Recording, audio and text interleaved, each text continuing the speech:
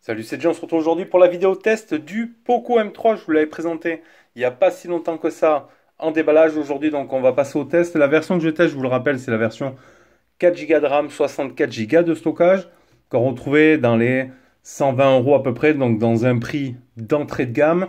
On va voir ce que propose un téléphone de chez Poco avec ce prix d'entrée de gamme. Voilà, on va se refaire les petites lignes des caractéristiques de ce Poco pour se remettre un petit peu dans le move. Donc, allez, on va se mettre... Déjà, on va voir le petit point faible pour la luminosité, là. Donc, un écran de 6,53 pouces en Full HD+. Déjà, ça, c'est une très bonne chose. C'est une dalle LTPS LCD en 19,5 neuvième. Bon, il fallait pas s'attendre de toute façon de la MOLED ou autre. 120 €, déjà, on a du Full HD+. Une résolution de 1080 par 2340 et 395 ppi. On a un écran avec une face style goutte d'eau ici pour la caméra frontale. Un menton, voilà, assez quand même imposant. Caméra frontale qui nous propose une 8 mégapixels. Voilà, c'est pas un truc de fou. Omnivision, c'est la OV8856 en ouverture 2.0. Donc sur la face avant, ici, c'est tout ce qu'on va retrouver. Tout ça, c'est propulsé par un Qualcomm. Ça, c'est une bonne chose. Mais un petit snap, le 662, cadence à 2 GHz. Voilà, il faut rester dans un prix condensé quand même. Un GPU Adreno 610, donc modèle 4 Go de RAM en LPDDR4X et 64 Go de stockage en UFS 2.1. Voilà pour la partie un petit peu performance. On y retrouve quand même un type C, un haut-parleur, un micro. Sur la partie gauche, donc notre tiroir SIM ici. Hop. Dans lequel j'ai ma puce Bouygues. Hop, que je vais enlever fin de test. Donc on pourra mettre quand même 2 nano SIM, une carte SD. Donc un très bon combo. On peut mettre les 3 en même temps. Ça, c'est un bon point aussi. Un autre ici sorti pour un autre haut-parleur. Donc on a quand même un son stéréo. On a le jack 3.5, on a le micro d'ambiance et on a un port ici IRC, le troisième. Hein, on le voit en surbrillance ici. Qu'il n'est pas troué le troisième. Vous voyez là, on le voit briller ici. Hop. Donc port IRC ici. Ça c'est good. Sur la partie droite, on a le bouton power et le volume plus moins. C'est le booter qui fera office de capteur d'empreinte pour le déverrouillage. Alors, on va se mettre un petit peu de son. J'avais enlevé le son. Voilà. Hop. Capteur d'empreinte qui parfois n'est pas méga rapide. Il y a une petite latence. Des fois, quand il est resté un petit peu longtemps en veille, voilà, ça met un petit peu plus de temps que ça parfois. Après, on aura quand même la reconnaissance faciale avec un double tap de disponible. Voilà, il y a une petite latence aussi. Mais ça fonctionne quand même toujours à 100%. Donc ça, c'est bon. Sur notre face arrière ici, on y retrouve 3 caméras. Alors, on a après un design au goût du jour, à 120 €. On a quand même un téléphone design avec du plastique un petit peu style simili, vous voyez. Voilà, mais plutôt joli. Il existe en plusieurs coloris. Le bloc ici, photo, qui fait cette partie-là, et une autre plaque ici avec marqué Poco. Donc on a un téléphone quand même très design. On a 3 caméras. Donc on aura du 48 mégapixels en Samsung. Ce sera la S5K GM1 en ouverture 1.79 pour le principal. Une de 2 mégapixels en Omnivision OV02B10 en ouverture 2.4. Ça c'est pour le mode portrait. Et une de 2 mégapixels en ouverture 2.4 pour de la macro. Donc quand même, on a 3 capteurs, on peut faire de la macro, voilà un capteur principal Samsung, on verra ce que ça donne. Voilà, il ne faudra pas lui demander des tonnes, mais c'est quand même plutôt pas mal. Sinon, la 4G, il est full band, ça c'est good. Donc on a le son stéréo, ça c'est très très bien. Pour le prix, on verra ce qu'il donne après en stéréo. On aura la Wi-Fi 2,4 et 5 GHz, donc le minimum, Bluetooth 5.0. Et on a une grosse batterie quand même de 6000 mAh.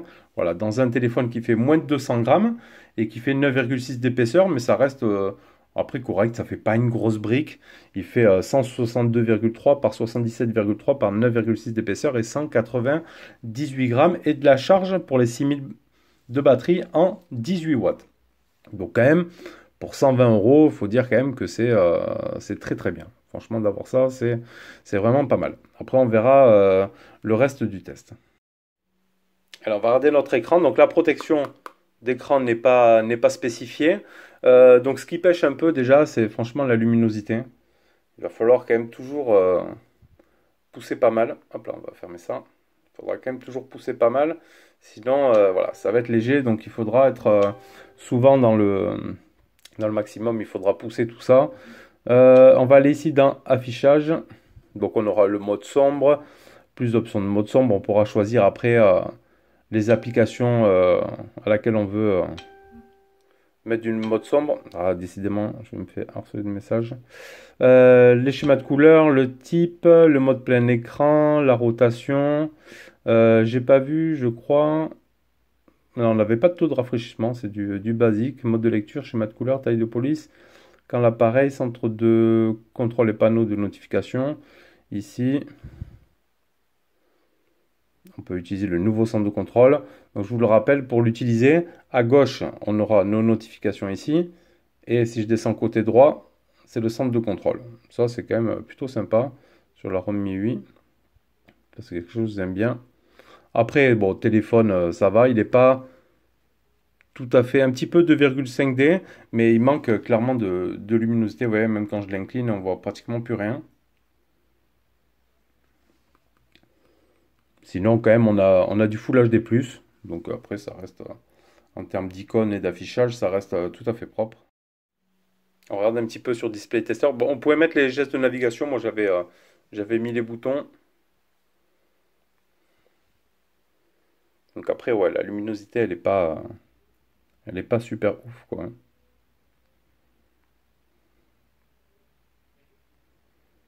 Et les couleurs. Ah ouais, vous voyez, ça trompe. Là, dès qu'on est en mode sombre, il nous fait le jaune en vert kaki. On va sortir du mode sombre. Voilà. Là, on a les vraies couleurs, hein, c'est déjà mieux. On va baisser un peu la lumière, peut-être. Touc. Parce que là, pour le coup, ça fausse un petit peu. Ouais, c'est mieux comme ça, hein. Donc voilà pour la partie affichage. Mais quand même, vous voyez, il faudra quand même pousser pas mal la luminosité du téléphone. On se fait un petit tour de la ROM. Donc du coup, j'ai laissé en mode blanc, on y verra mieux peut-être. À propos du téléphone. Donc là, actuellement, il est en MIUI 12.06. Nom de l'appareil, Poco M3. Version des MIUI, on l'a vu. Mise à jour du correctif sécurité au 1er décembre. Donc j'ai eu une mise à jour, il n'y en a pas d'autres pour l'instant. Mise à jour des applications système, état de sécurité, carte SIM, Wi-Fi, partage de connexion. On n'avait pas le NFC dessus. Connexion et partage. Dernier point d'accès, Wi-Fi, affichage sans fil. Non, il n'y avait pas de NFC dessus. Non.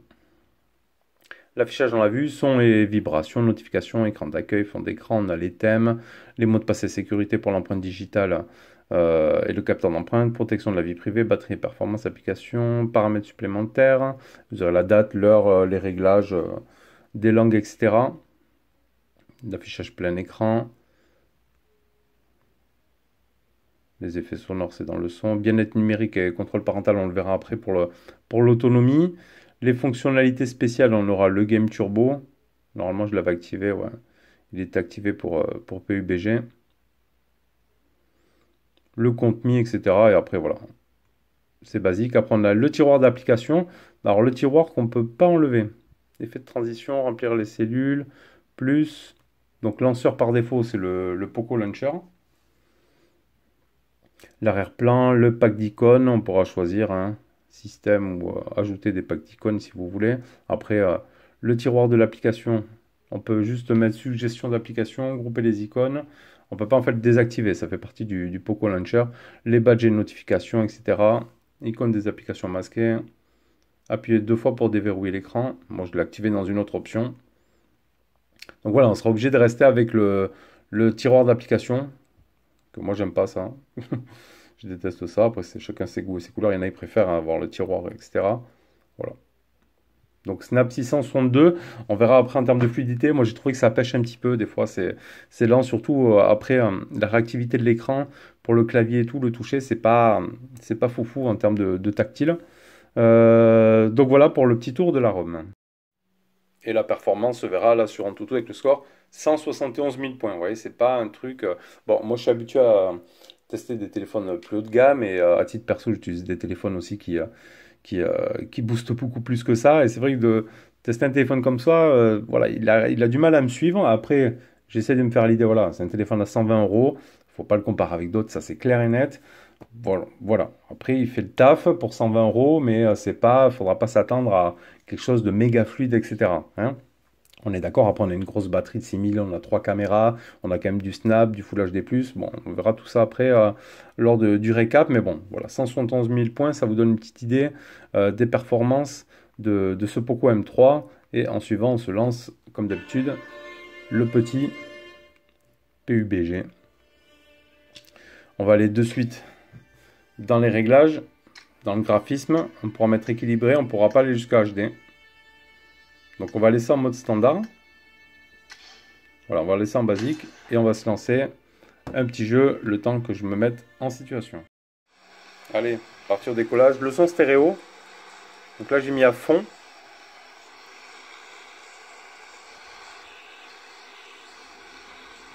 Alors, je sais pas s'il sort du haut-parleur ou du côté ici. Un peu des deux je pense. Un peu des deux. Bon, on pourra faire les jeux, hein, mais ce sera pas méga fluide. Ça va peut-être chauffer un peu aussi.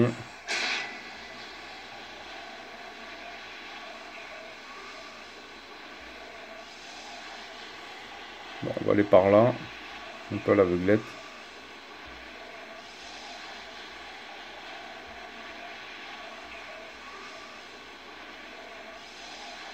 Et les graphismes, ils arrivent petit à petit sur l'écran.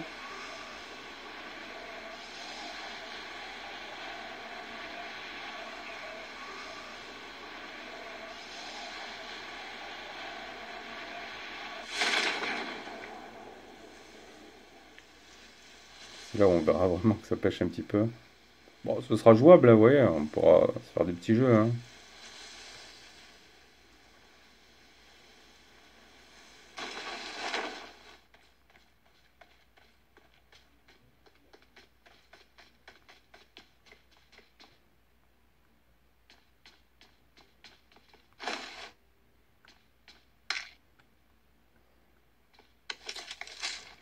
Bon, déjà, on a un petit pistolet, une petite grenade.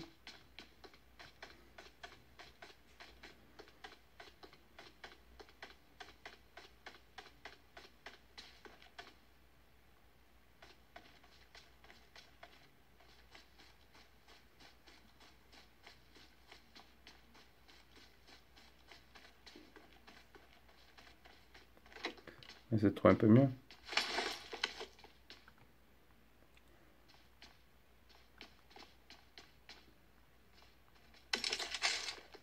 Ouais.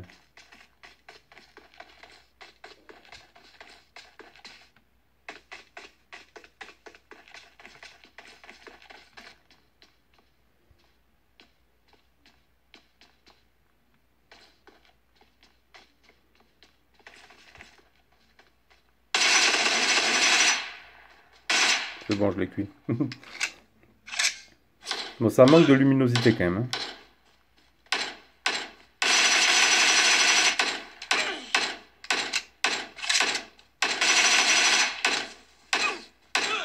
Il va pas me tuer. Merde. J'ai plus de munitions. Connard.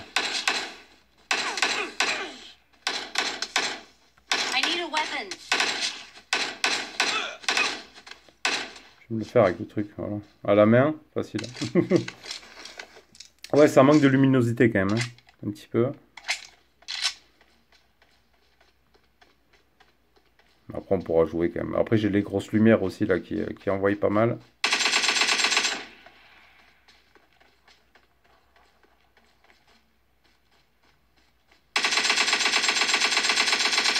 Mais en tout cas, avec le petit son stéréo, ça va bien quand même sur ce petit Poco. Voilà, on pourra faire peut-être des jeux un peu moins gourmands. Ça chauffe un petit peu là sur l'arrière du téléphone. Donc voilà. Notre appareil sur le Poco, on l'a vu, 48 mégapixels en capteur principal Samsung. Voilà, donc ici on aura l'intelligence artificielle de disponible. On pourra faire de la macro, on l'a vu, le format d'image, etc. Sur la partie vidéo, on pourra faire du 1080p en 30 fps, du 720p en 30 fps. On peut faire de la petite vidéo macro aussi. Après, bien évidemment, on aura le mode pro, le mode portrait. Et dans le mode plus, on y retrouve ici le mode 48 mégapixels, le mode nuit pour les photos, le mode ralenti. Alors, le mode ralenti, après, on n'a pas de paramètres supplémentaires.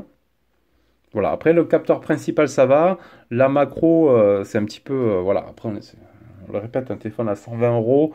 Voilà, il ne faudra pas s'attendre à des choses de fou quand même. On va se refaire une autre petite ici.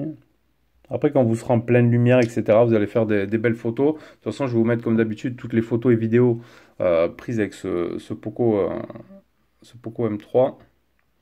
Voilà, après, vous allez pouvoir faire des petites photos quand même sympas, hein, dans de bonnes conditions et tout. Mais il ne faudra pas s'attendre à quelque chose de foufou. Surtout, voilà, pour le zoom, hein, on n'est pas... Sinon, là, vous voyez, c'était un peu à moitié sombre. Quand je baissais le capteur vers le bas, ça éclaircissait. Dès que je me mettais un petit peu vers la lumière, ça captait mal la lumière. C'était pas top, hein. Mais bon, je vais vous montrer là toutes les photos, vidéos prises avec ce Poco M3. Et vous allez vous faire quand même ça, une bonne petite idée du joujou.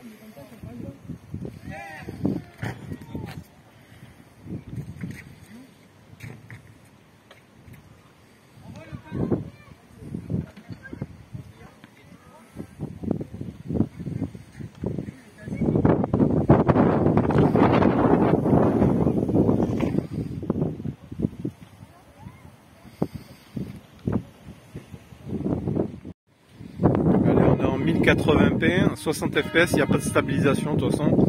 On ne peut pas choisir la stabilisation. Là il y a un peu de vent. C'est peut-être pourquoi ça va souffler un petit peu.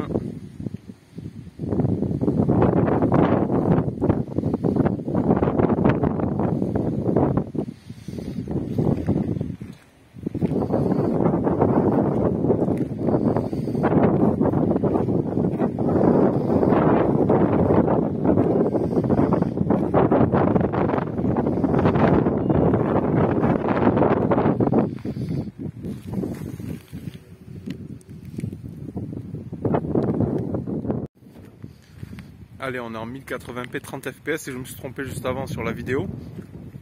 C'est 1080p 30 fps, il n'y a pas de 60 fps. Hein. Là, on est en version caméra selfie. J'ai la capuche Sakai.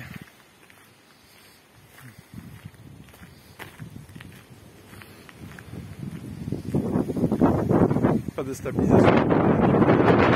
Du vent, hein.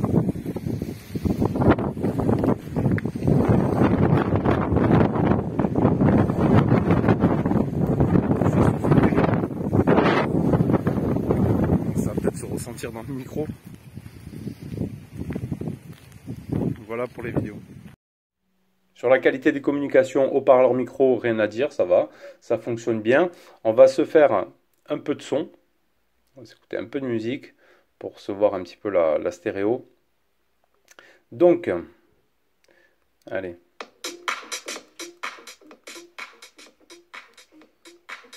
Après, ce qu'on avait l'équaliseur ici, éditeur de son, partagé, Mi-Link et Bluetooth, écouteur et effet audio. Ça va être pour le casque.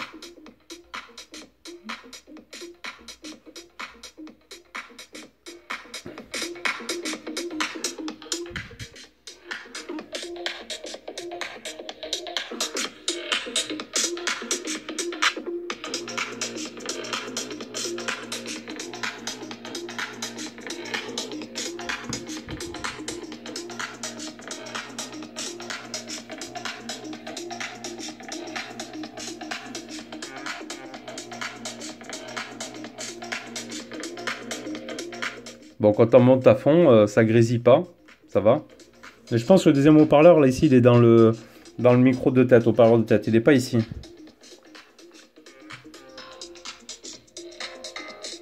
Ou il sort dans les deux.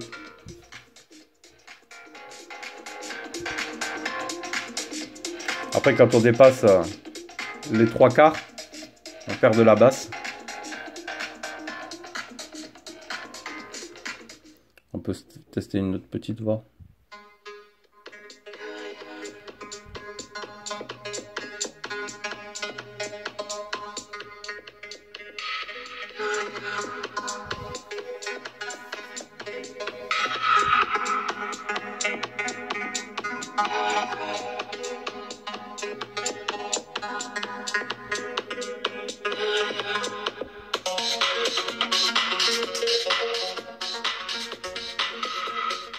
Voilà, sûrement manque un petit peu de basse comme toujours. Voilà, on va être tolérant sur un téléphone à 120 €.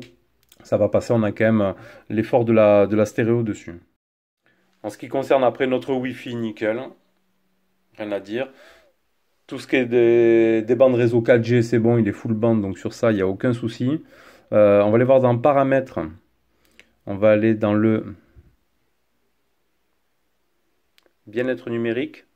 Comme ça, je vais vous montrer un peu pour l'autonomie. Aujourd'hui, j'ai passé 43 minutes. De toute façon, j'ai remis un petit coup de charge là.